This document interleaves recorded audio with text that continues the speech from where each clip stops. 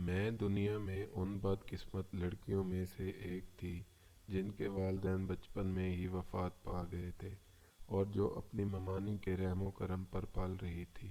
ماموں بھی کچھ خاص مہربان نہ تھے لیکن کبھی کبھی خیال رکھ لیتے تھے، لیکن اپنی بیٹیوں کو مجھ سے زیادہ محبت دیتے تھے۔ لیکن ماموں کی زندگی بھی زیادہ نہیں تھی، اس لیے وہ بھی قضائے الہی سے جا ملے۔ ماموں کا دنیا سے جانا تھا کہ ممانی نے اپنے اصل رنگ دکھانا شروع کر دیے۔ مہربان تو وہ پہلے بھی نہیں تھی، لیکن جو تھوڑا بہت ماموں کا لحاظ کر لیتی تھیں وہ لحاظ بھی ختم ہو گیا تھا، اور انہوں نے مجھ پر ظلم کے پہاڑ توڑ دیے۔ گھر کی ملازمہ کو نکال کر تمام گھر کی ذمہ داری میرے سر ڈال دی، حالانکہ میری عمر اس وقت صرف 18 سال تھی۔ مرتے کیا نہ کرتے، میں بے سہارا لڑکی تھی، جیسے ممانی نے کہا میں نے ویسا ہی کیا۔ ممانی کا 25 سالہ بیٹا مجھ پر فریقہ ہو گیا، اور ممانی سے یہ بات کہاں برداشت ہوتی کہ جس لڑکی سے وہ بچپن سے نفرت کرتی آ رہی تھی وہی ان کی بہو بن جائے۔ اپنے شاندار بیٹے کے لیے ممانی نے نہ جانے کتنے سپنے سجائے ہوئے تھے۔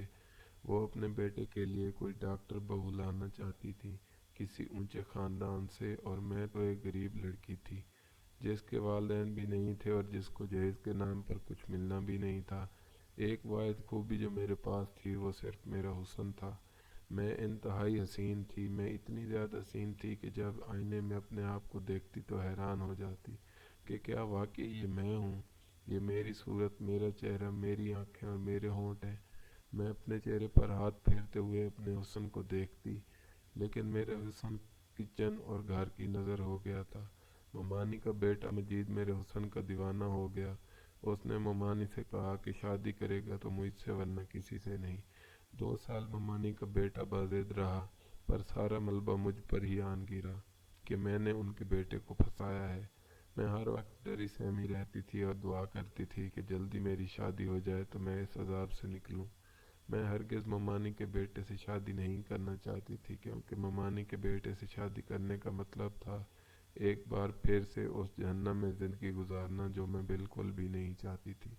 میں اس گھر کو ہمیشہ کے لیے چھوڑ کر جانا چاہتی تھی اور واپس بھی نہیں آنا چاہتی تھی۔ اسی دوران میرے لیے ایک رشتہ آ گیا۔ ممانی نے فوراً ہاں کر دی، چٹ منگنی پٹ بیاہ ہو گیا۔ ان لوگوں نے جہیز کے نام پر 1 روپیہ بھی نہیں لیا۔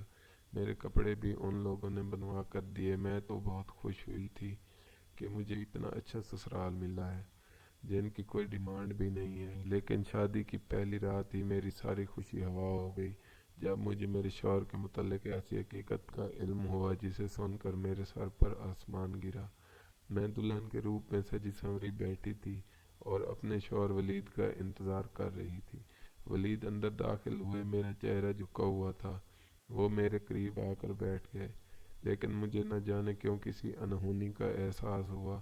انہوں نے مجھے سوال کیا کہ میں دکھنے میں کیسی ہوں، تو میں نے حیرت سے ان کی طرف دیکھا۔ میں نے کہا آپ خود گھونگھٹ پلٹ کر دیکھ لیں کہ میں کیسی ہوں، تو ان کا قہقہ بلند ہوا۔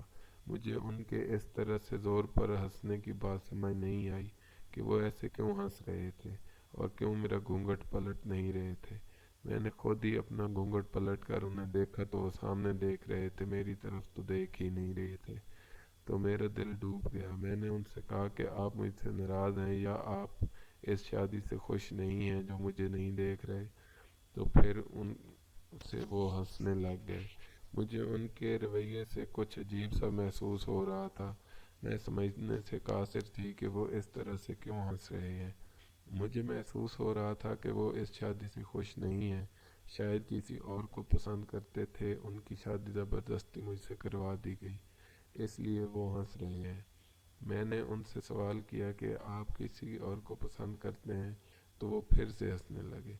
اب تو میرا دماغ خراب ہونے والا تھا کہ یہ کیا طریقہ تھا اپنی دلہن سے بات کرنے کا۔ اگر میں انہیں پسند نہیں تھی تو بول دیتے۔ میرا دل تو جیسے کسی گہری کھائی میں جا گرا۔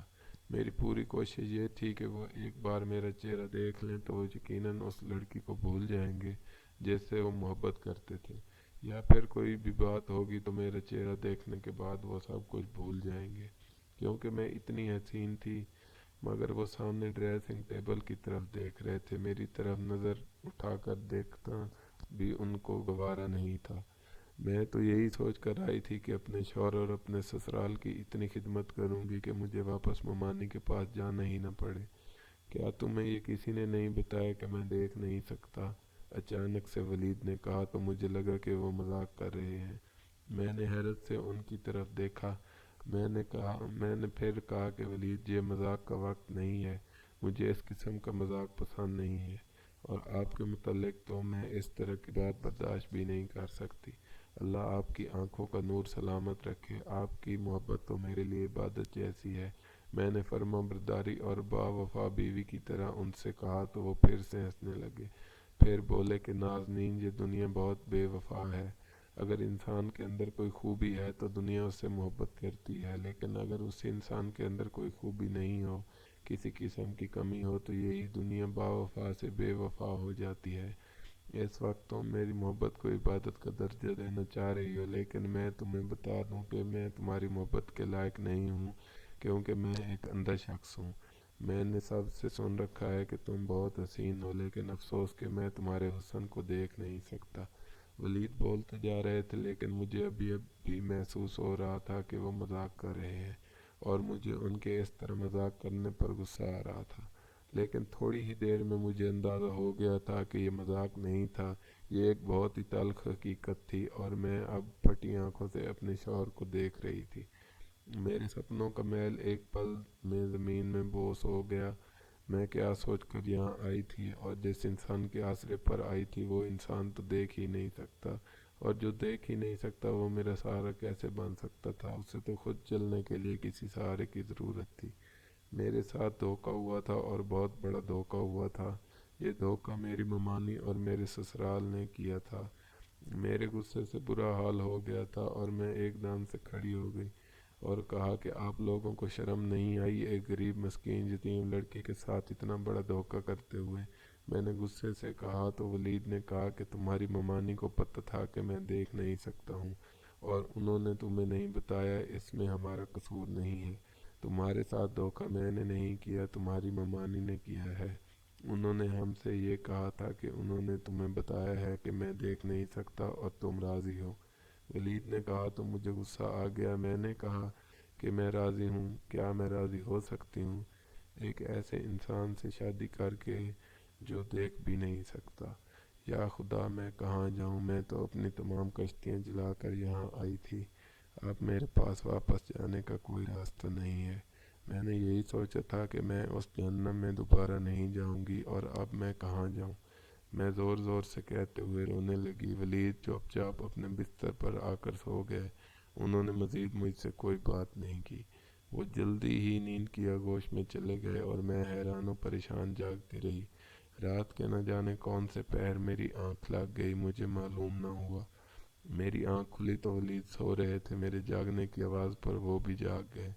उन्होंने सहारा तलाश किया, लेकिन मैं इतने गुस्से में थी कि मैंने उन्हें सहारा देना भी ज़रूरी नहीं समझा, कि मुझसे पहले भी तो अपने काम करते थे। ये कमरा उनका था। अंदाजे के मुताबिक वाशरूम चले गए, फिर थोड़ी देर बाद बाहर निकले। मैंने उनसे कोई बात नहीं की। उन्होंने मुझे पुकारा, नाज़नीन, क्या तुम यहाँ हो? मैं कमरे में ही मौजूद थी, मगर मैंने उनकी बात का कोई जवाब नहीं दिया। मेरा दिल इतना ख़राब हो चुका था कि जिसकी कोई हद नहीं थी। मैं 20 साल की खूबसूरत लड़की थी, और उस पर यह जुल्म हुआ था। मेरी हालत का अंदाज़ा लगाना दूसरों के लिए मुश्किल था। जूता पाँव में कहाँ तकलीफ़ देता है, ये तो जूता पहनने वाला ही जानता है, और कोई नहीं। मुझे भी तकलीफ़ हो रही थी, और मेरी तकलीफ़ सिर्फ मैं ही वाकिफ़ थी। 2 दिन यूं ही गुजर गए। मेरा ससुराल में दिल न लगता। लगता भी तो कैसे? जिसके आसरे में आई थी वो तो किसी काम का नहीं था। मेरी सास ने मुझसे कहा कि तुम्हारी ममानी को हमने हर हकीकत से आगाह कर दिया था, और उन्होंने कहा कि तुम राज़ी हो। इंसानी हमदर्दी की खातिर वलीद से शादी करना चाहती थी। मुझे वारिस चाहिए था, अब तुम मुझे वारिस दोगी। अपनी सास से बात करने के बाद मुझे एहसास हो गया था कि मेरे ससुरालियों की कोई गलती नहीं थी। उन्होंने मेरी ममानी को अंधेरे में नहीं रखा था, लेकिन मेरी ममानी ने मुझे अंधेरे में रखा था। तो क्या ज़रूरत थी आपको अपने अंधे बेटे की शादी करने की? मैंने गुस्से से अपनी सास से कहा तो उन्होंने रोना शुरू कर दिया, और कहा कि मेरे बेटे को अंधा ना कहो। मुझे भी गुस्सा आ गया। मैंने कहा, अंधे को अंधा ना कहूँ तो और क्या कहूँ। मैं ऐसी पत्थर दिल और बेहिस लड़की हरगिज़ नहीं थी, लेकिन हालात और वाक़यात ने मुझे पत्थर दिल और बेहिस बना दिया था। पहले तो ममानी के रवैये ने मुझे पत्थर बना दिया, और अब शादी के बाद मिलने वाले उस धोखे ने मुझे बेहिस बना दिया था। दूसरों के जज्बात और एहसासात की मुझे कोई फ़िक्र नहीं थी। मेरे जज्बात चकनाचूर हो गए थे। मैं पूरे तरीके से टूट गई थी, और मेरी समझ में नहीं आ रहा था कि मैं अब क्या करूं। फिर भी मैंने बहुत कोशिश की दिल लगाने की, लेकिन मेरा दिल नहीं लगता। मैं चाहती थी कि मेरे हुस्न को सराहा जाए, मेरी तारीफ़ की जाए, मेरा हक मुझे मिले। अब मैं हर वक्त रोती रहती थी। वलीद बंद कमरे में मेरी सिसकियाँ सुनते थे, मुझे चुप करवाने की कोशिश करते थे, लेकिन मुझे उनका वजूद ही अपने सामने बर्दाश्त नहीं हो रहा था।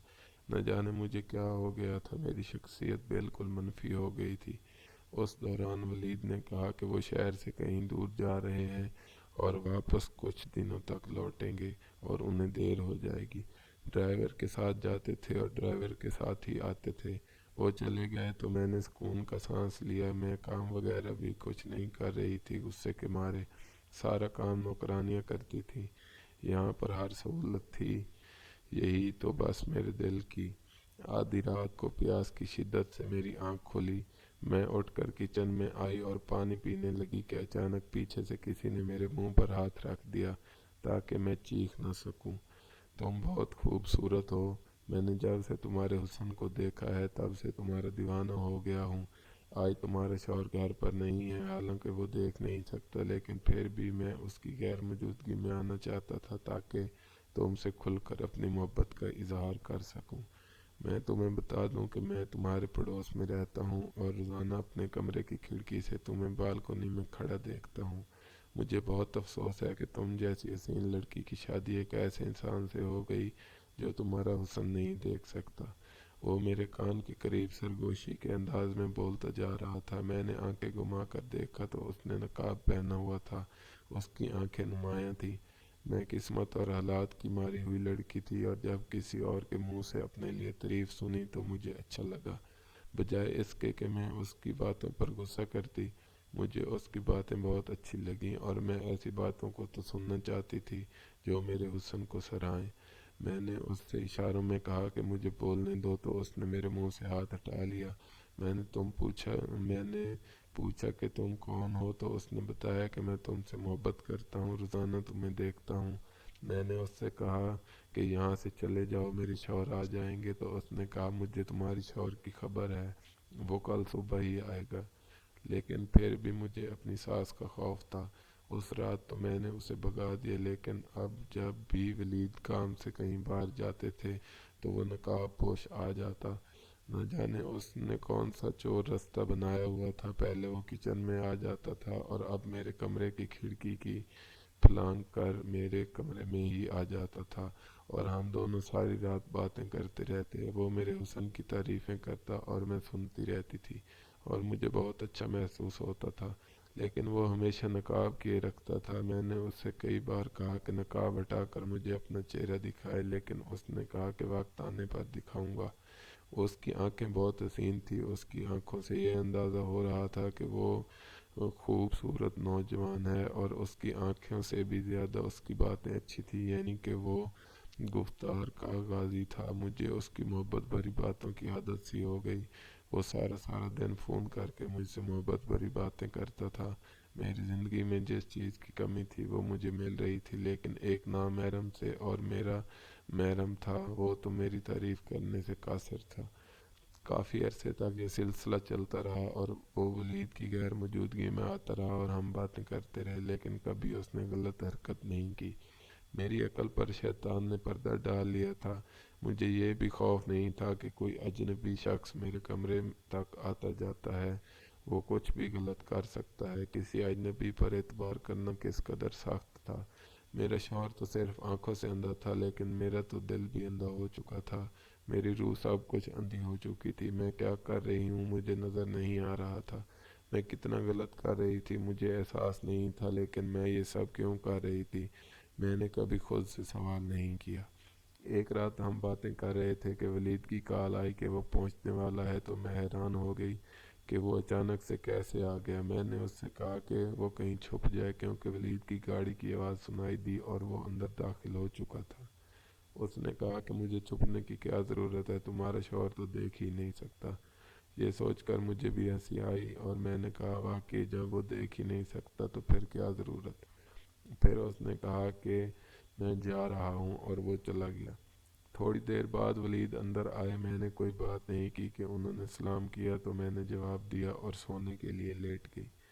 میں نے لائٹ آف کی اور مطمئن ہو کر آنکھیں بند کی اور سونے کی کوشش کرنے لگ گئی، لیکن میں نے محسوس کیا کہ ولید سوئے نہیں تھے، وہ بیٹھے ہوئے تھے۔ پھر اچانک سے بول پڑے، نازنین تمہیں معلوم ہے کہ میرے والد بھی اندھے تھے اور میری ماں بے حد حسین تھی۔ خاندان والوں کے دباؤ میں آ کر میری ماں نے میرے والد سے شادی تو کر لی، لیکن ان کے اندر ایک ویرانی بھی ہمیشہ سے، اور انہیں ایک اندھے انسان کے ساتھ زندگی بسر کرنا بہت مشکل لگ رہا تھا۔ میں پیدا ہوا تو والدہ نے اپنا دل مجھ سے لگا لیا، لیکن پھر ان کا دل مجھ سے بھی اٹھ گیا اور پھر انہوں نے اپنا دل کہیں اور لگا لیا۔ ابا کی غیر موجودگی میں وہ روزانہ ایک شخص ہمارے گھر آتا اور میری ماں اس سے باتیں کرتی رہتی تھی اور میں سنتا تھا مگر کہتا کچھ نہیں تھا۔ جیسے ہی ولید نے یہ الفاظ ادا کیے تو میری جان نکل گئی۔ یہ تو میری کہانی تھی جو مجھے ہی سنائی جا رہی تھی، یعنی کہ میری ساس کے ساتھ بھی یہی ظلم ہوا تھا اور میری ساس نے بھی میرے ساتھ وہی ظلم دہرایا۔ نہ جانے کیوں مجھے اس وقت احساس ہوا تھا کہ میری ساس نے اپنی محرومی کا بدلہ مجھ سے لیا ہے۔ ولید نے پھر سے بولنا شروع کیا تو میں ہمہ گوش ہو گئی، لیکن مجھے کسی قسم کا خوف نہیں تھا۔ میرا بچپن ختم ہو گیا تھا، یہاں تک کہ میرا لڑکپن، اور پھر میری جوانی آ گئی تھی۔ وہ شخص نہ جانے کہاں چلا گیا تھا۔ پھر میں اور میری ماں تھے اور بس، اور میری ماں نے دوسرا بچہ پیدا کرنے کی زحمت نہیں کی اور میرے والد اس دنیا سے رخصت ہو گئے۔ ساری زندگی میرے والد کو یہ پتہ نہ چل سکا کہ ان کی غیر موجودگی میں کوئی ان کے گھر آتا ہے اور ان کی بیوی سے باتیں کرتا ہے۔ پھر میری ماں اتنی ڈھیٹ بن گئی تھی کہ انہیں میرے والد کی موجودگی اور غیر موجودگی سے کوئی فرق نہیں پڑتا تھا۔ میرے والد کے سامنے وہ شخص ہمارے گھر آتا تھا اور میری اماں اس سے دوسرے کمرے میں لے جاتی تھی اور ان کی باتوں کی آواز آتی تھی مجھے۔ اس عرصے میں مجھے یہ معلوم ہو گیا تھا کہ وہ میری ماں کا کوئی کزن تھا جو ان سے بے حد محبت کرتا تھا۔ مجھے اپنے والد کا دکھ ہوتا تھا، میں نے انہیں کبھی کچھ نہیں بتایا۔ تم جانتی ہو میں پیدائشی اندھا نہیں تھا، میں بچپن میں دیکھ سکتا تھا اور اپنی ماں کی حرکات و سکنات دیکھتا رہتا تھا۔ اپنی آنکھوں سے آہستہ آہستہ میری بینائی جاتی رہی، کیونکہ یہ اندھا پان میرے باپ کی طرف سے مجھے وراثت میں ملا تھا۔ میں نے لڑکپن کو پہچانا تو بالکل اندھا ہو چکا تھا اور مجھے خوشی تھی کہ میں اب دیکھ نہیں سکتا ہوں کہ میری ماں کیا کرتی ہے۔ پھر مجھے احساس ہوا کہ مجھے یہ سب نہیں کرنا چاہیے، مجھے دوسروں کی خاطر اپنی زندگی برباد نہیں کرنی چاہیے۔ اس لیے میں نے اپنا علاج شروع کیا۔ اور نازنین، شادی کی پہلی رات جب پہلی بار میں نے تمہیں دیکھا تو میں تمہارے حسن کو دیکھ کر حیران ہو گیا۔ ولید کہتے کہتے خاموش ہو گئے اور ان کی بات سن کر میرے 14 طبق روشن ہو گئے۔ تو وہ اندھے تھے، پھر کیسے انہوں نے میرا حسن دیکھ لیا تھا؟ میں ایک جھٹکے سے اٹھ بیٹھی اور اندھیرے میں ان کے باوجود خود کو دیکھتی رہی جو سائے کی طرح نظر آ رہا تھا۔ آپ نے کیسے مجھے دیکھ لیا؟ آپ تو مجھے دیکھ نہیں سکتے۔ مجھے اپنی آواز کسی کھائی سے آتی ہوئی محسوس ہو رہی تھی۔ میرا دل ٹوٹ گیا تھا۔ وہ کیا کہہ رہے تھے؟ وہ دیکھ سکتے تھے یا پھر یہ بھی کوئی بھونڈا مذاق تھا جو میرے ساتھ ہو رہا تھا؟ میں نے لڑکپن کے بعد ہی اپنی آنکھوں کا علاج شروع کیا۔ میرے ساتھ زیادہ مسئلہ نہیں تھا، تھوڑے سے علاج میں ہی ایک آپریشن کے ذریعے میری بینائی واپس آ گئی تھی اور وہ سب کچھ دیکھ سکتا تھا۔ اسی وقت میری ماں نے میری شادی کا فیصلہ کیا اور میں نے خاموشی سے ان کا فیصلہ قبول کر لیا۔ تمہاری تصویر میری ماں نے نہیں دکھائی کیونکہ وہ مجھے اب تک اندھا سمجھتی تھی اور میں نے ان سے کچھ نہیں کہا۔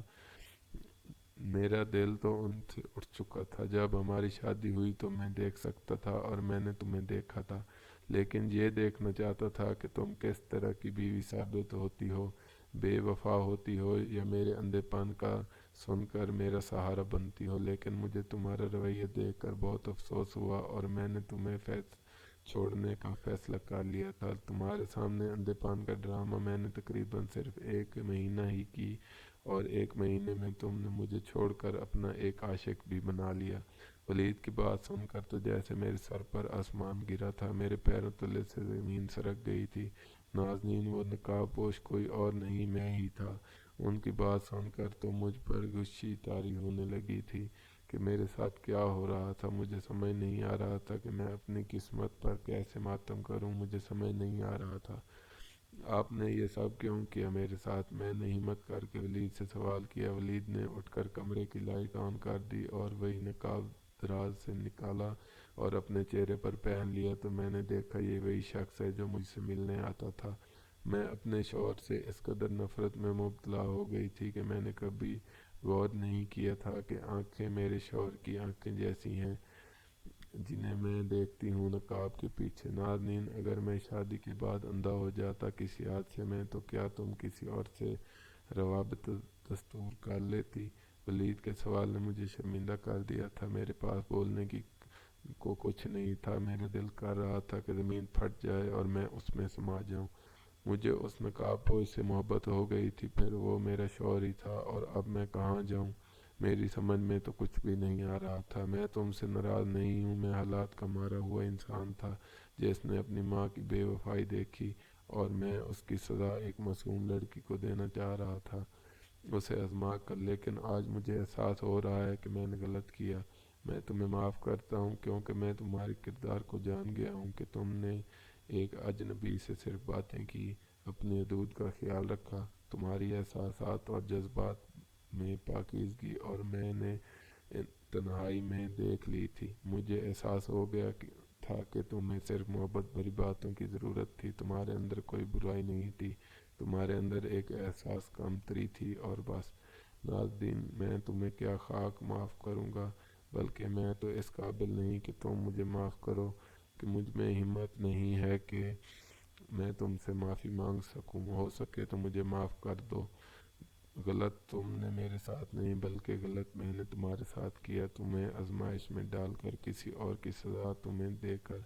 वलीद ने कहा तो मैं रोते हुए उनसे लिपट गई और मैंने कहा कि मैं उन्हें माफ़ कर दिया, वो भी मुझे माफ़ कर दें। हम इंसान खता के पुतले हैं, गलती से पाक सिर्फ खुदा की ज़ात ही है। मुझे एहसास हो रहा था कि अंधे वलीद नहीं थे, अंधी तो मैं थी।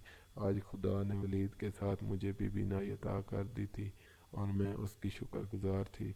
उसी रात हम दोनों ने मिलकर एक खुशगवार अज़दवाजी ज़िंदगी की बुनियाद रखी थी और हम बहुत खुश थे।